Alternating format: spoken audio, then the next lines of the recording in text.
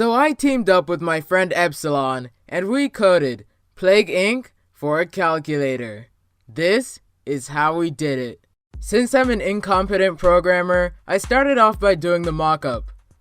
I wanted the graphics to look really clean, so I threw up a world map in Photoshop and scaled it down to fit the TI-84 screen. Each continent would be divided up so that they could be selected within the game. Some people asked if we could change these to individual countries, but I was not trying to draw Liechtenstein. Liechtenstein? Transferring this map to the calculator was easier said than done. Each continent on the map had to be separated first and then transferred to sprites. Despite having the high-res map to start with, it looked like absolute garbage on the calculator's screen. We scrapped that, and Epsilon worked on getting the infection to spread randomly across the screen without the world map. This didn't look half bad. I might actually use it for a project in the future. We brought back the world map and I got to work on the GUI. I think that I'm a pretty good graphic designer. Maybe not. I went back to programming and got the disease progress bar to work. The progress bar would take the total number of infected squares divided by the total number of squares on the map. 2 hours later. That's simple division, right? Isn't that just 3rd grade math, you may ask? Yes, it was. Like most other problems in coding, getting it to work was easier said than done. To find out the number of infected squares, I had to check every single continent every time the game went through one cycle or loop. Then I had to store this total in an external variable. But once I got that down, it was smooth sailing. With that mechanic completed, we could finally move on to the news feature. Whenever the infected population or the cure reaches a certain milestone, text will be displayed on the top bar. For example, if 80% of the world is infected, it'll say, "The world is looking grim." What an accurate description of 2020. Slap like now. I can certainly make things look good in Photoshop, but coding it is a different situation. Epsilon came in clutch once again and redesigned a lot of the GUI, and it looked really clean. I think we're getting greenlit on Steam. But we still needed to add transportation. In the real game, viruses travel much faster with the help of ships and planes.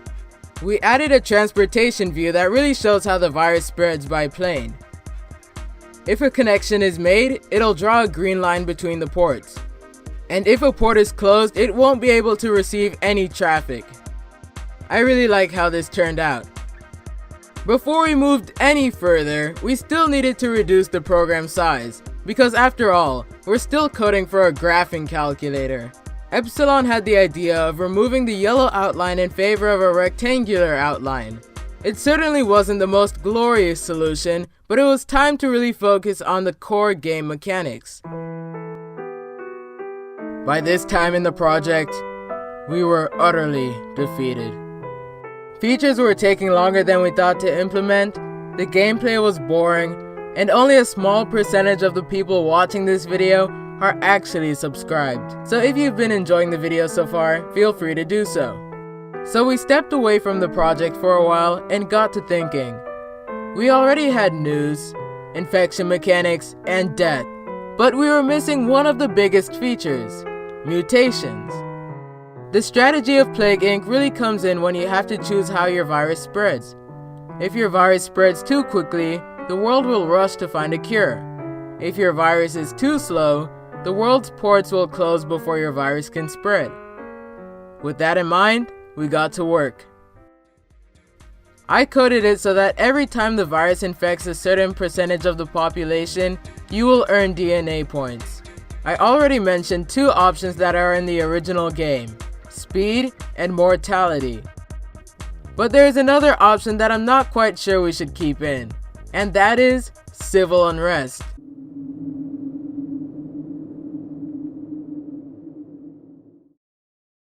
Choosing this upgrade will cause people to call for ports of entry to stay open for longer, or to reopen them entirely if they're already closed. This game is getting a bit too real for my taste. I threw together a quick menu that looked like And with that, the dev process came to an end. For now.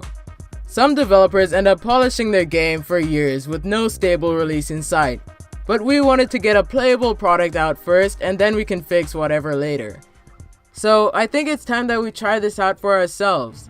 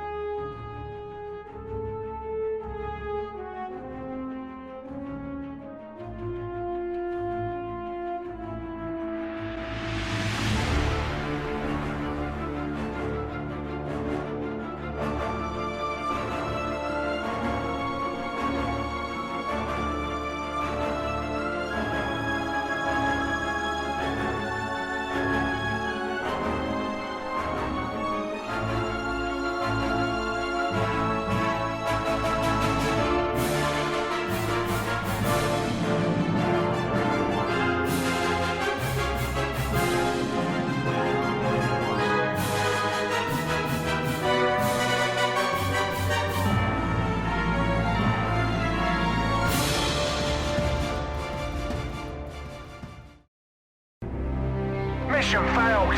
We'll get them next time. We were so close to wiping out the human race. My disappointment is immeasurable, and my day is ruined. If you've made it this far, you're a legend. Coding this program took Epsilon and I almost 4 months of planning and on and off coding, so your support is really appreciated.